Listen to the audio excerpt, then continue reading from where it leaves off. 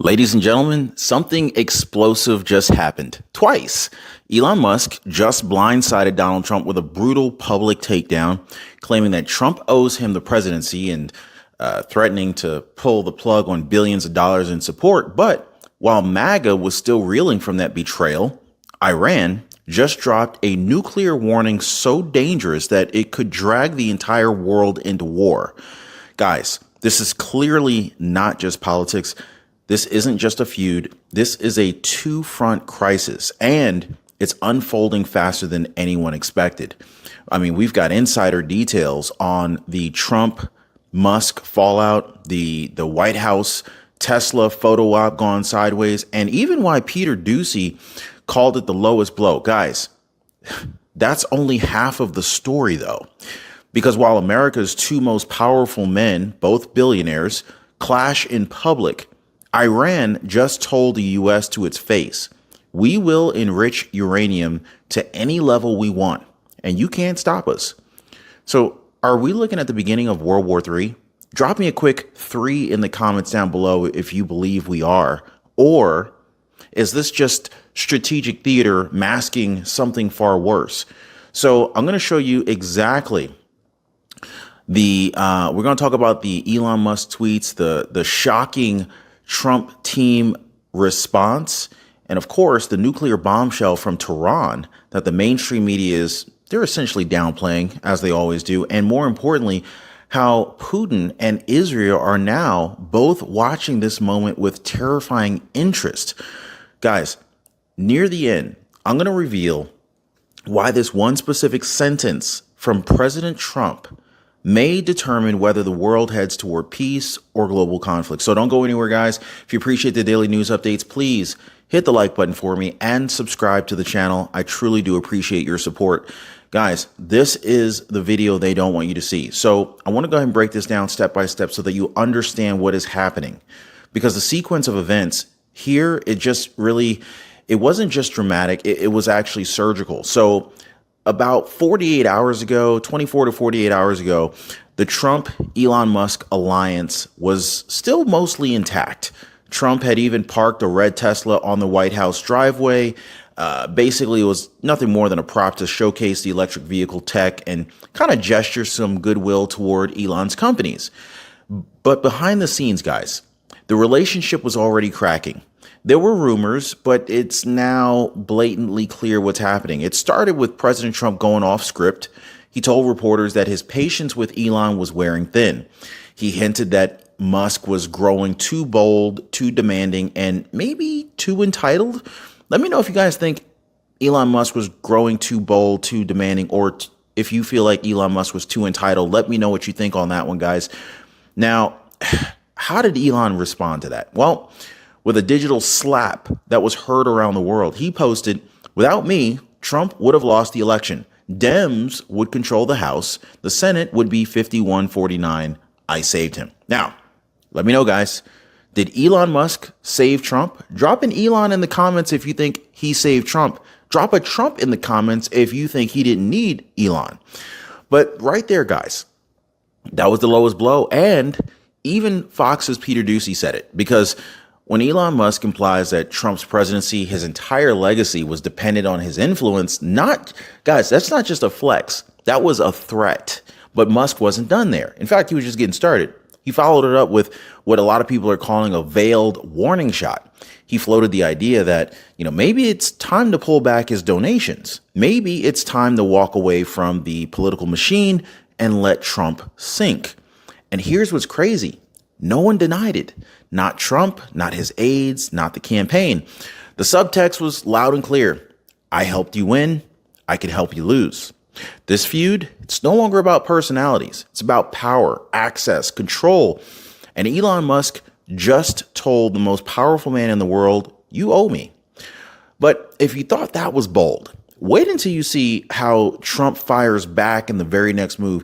He doesn't just tweet. He threatens Elon's entire empire. Now, stick with me, guys, because I want to cover President Trump's nuclear level response to Musk, the call for billionaire truce, and how $152 billion vanished in a single day over this feud. And after that, I'm going to shift over to this digital warfare to essentially real world missiles, because Iran just said, we will enrich uranium to any level we want, and the US cannot stop us. Guys, this is only getting started. Now, you know what's better than a raise?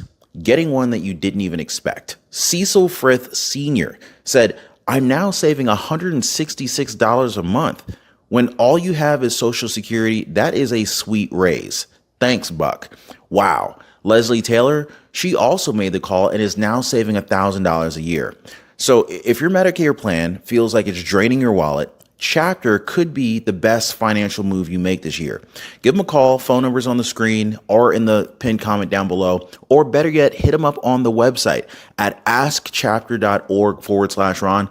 This is what winning really looks like when you're retired. Now, check this out, guys. Here's where things get dangerous, not just politically, but financially, because Trump didn't just shrug off Elon's claim. He hit back with something that Elon could not ignore, a direct threat to Elon's bank account. In a fiery moment caught on camera, President Trump said the quiet part out loud.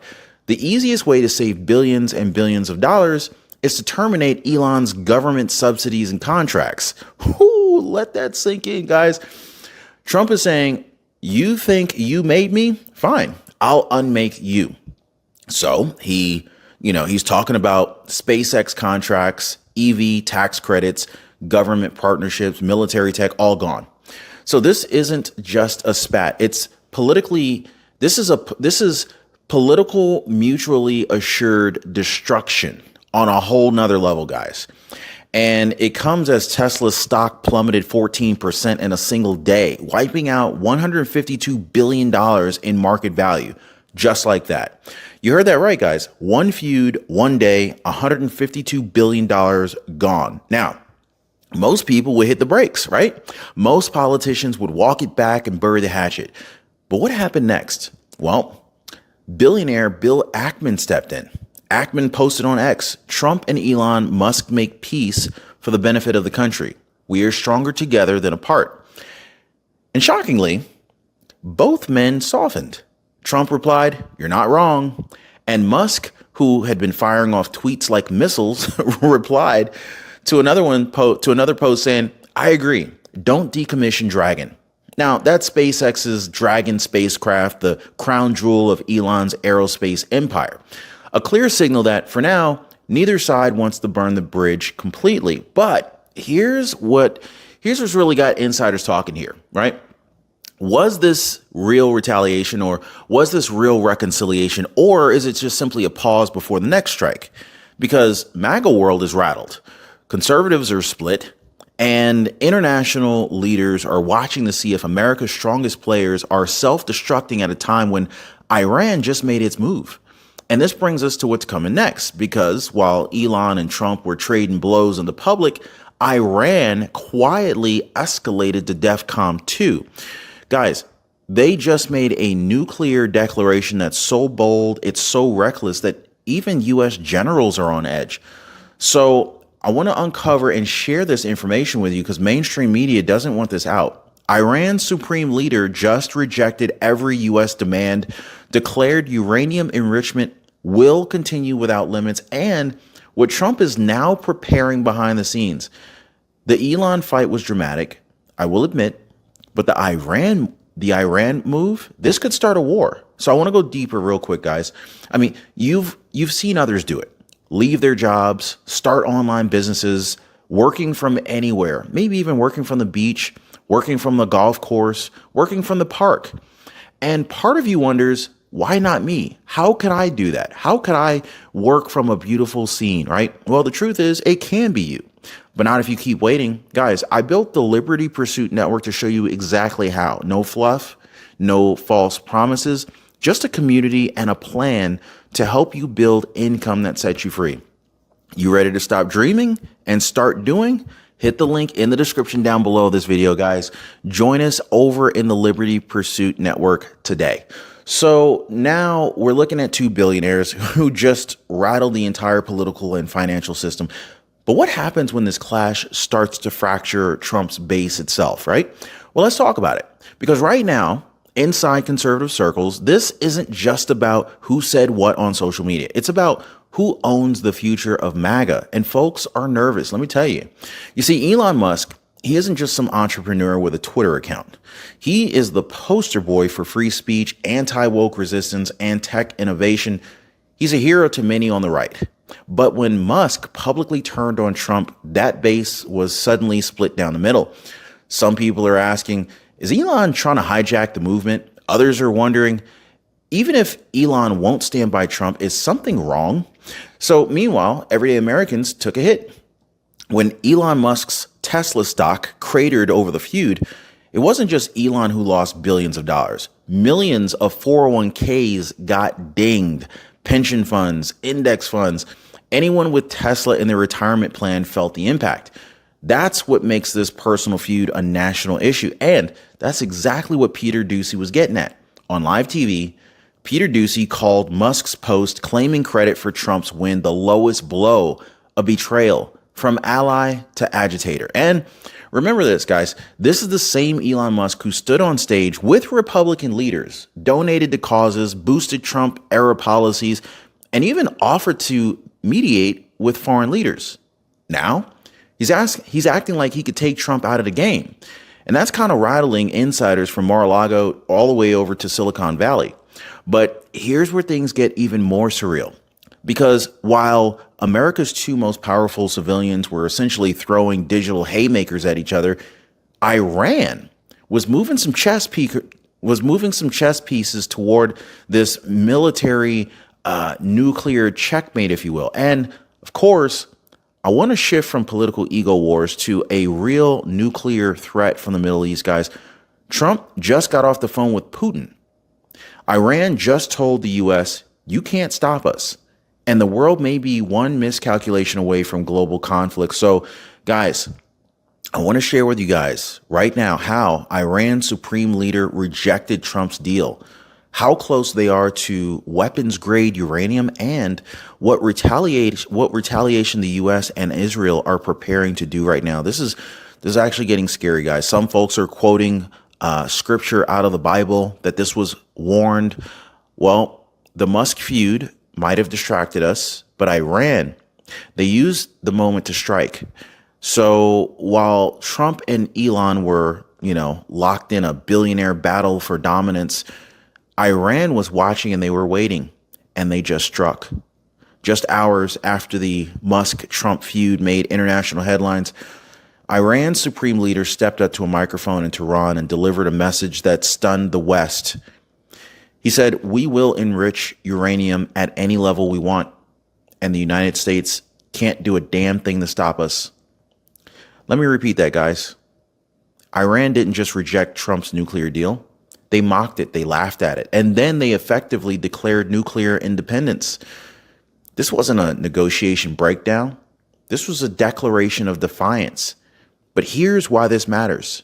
For years, the international red line has been uranium enrichment beyond civilian use.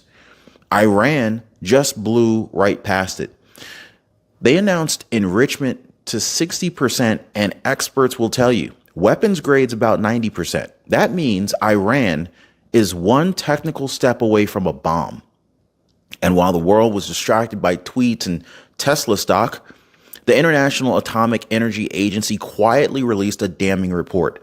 Iran is using undeclared materials. Secret enrichment is happening at multiple sites. Iran is in clear violation of its non-proliferation commitments.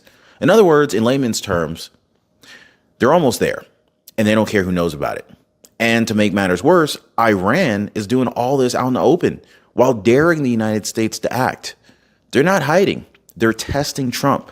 They're testing Israel. And they're counting on the world being too fractured, too distracted, too politically divided to stop them. Now, you might be wondering, well, why now, right? Why would Iran choose this moment amidst the chaos of a Trump-Musk fallout to drop this bombshell? Because chaos is the perfect cover. While two of America's most influential voices are fighting over credit and control, Iran made their most aggressive move since the original JCPOA collapse. And so the question now is this: what will Trump do next? Well, Trump's phone call with Vladimir Putin is what happened next. But what was said about Ukraine, Iran, and nuclear threats, and why this next move might determine whether diplomacy survives or if war is now inevitable. Guys, we're also going to talk about the Elon drama. Of course, it was shocking, but what happened next could actually shape world history. So let's be crystal clear here. While Elon Musk and Donald Trump were going head to head in like a public power struggle, Iran wasn't the only one moving pieces. Because at the exact same time, President Trump made a high stakes call to Vladimir Putin. And what came out of that conversation? Chills. According to Trump's statement, the call lasted about an hour and 15 minutes, and it was anything but hopeful. They discussed Ukraine's surprise drone strike deep inside Russian territory, the airfield attacks on Russian long-range bombers, and Iran's nuclear defiance.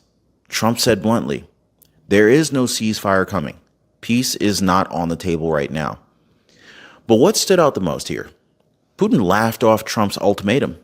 Just last week, Trump gave Putin a 2-week deadline to initiate peace in Ukraine or face bad consequences. Putin's response? Mockery. So this means Trump is now staring down 2 rogue states at once. One, escalating war in Europe. The other, building a nuclear bomb in the Middle East.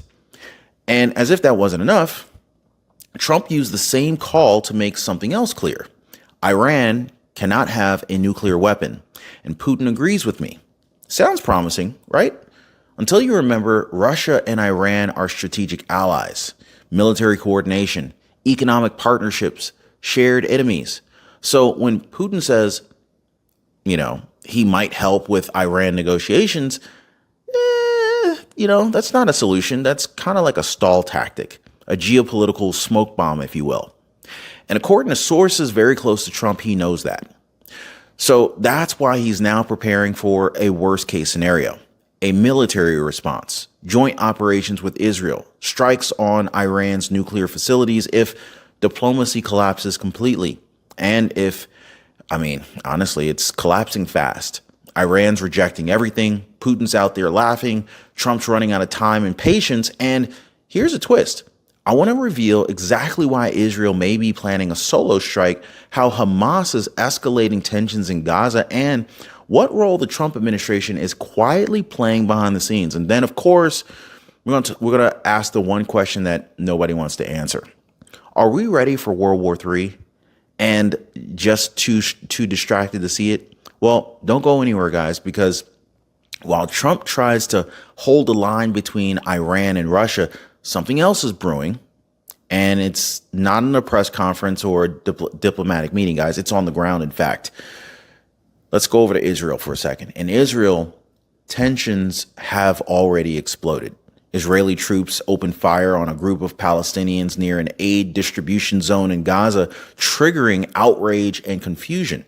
Guys, the IDF says the group deviated from the designated humanitarian corridor, but the scene was horrific. I'm not even going to go into the details. You can just imagine. The video footage showed people unarmed fleeing as gunfire erupted, and, it was supposed to be a safe zone. And this right here is what makes the situation so volatile. Because as Iran pushes forward with this nuclear enrichment, Israel, they're running out of patience. In private, Israeli leadership has reportedly told U.S. officials, we are ready to strike Iran. We are only waiting because President Trump asked us to hold off for now. Let that settle in, guys. We're talking about pre-strike coordination, war game level prep. And right now, the only thing preventing an Israeli attack on Iran is Trump's ongoing attempt at a diplomatic standoff ramp. Trump is still aiming for peace. That was his presidential promise. But even that is hanging by a thread. Meanwhile, Hamas is stepping up their ground attacks. They're planting roadside bombs, launching rockets, and openly stating that they expect retaliation from Iran soon. So here's where this becomes truly dangerous. Iran, Hamas, Hezbollah, they're all interconnected. A strike on one could ignite the others. Trump knows this. That's why he's walking a tightrope right now. He's trying to de-escalate. while, keeping military force on standby, but the window's closing. It's closing fast. So we got to ask the question that nobody on cable news will. Is this whole feud with Elon Musk a convenient distraction?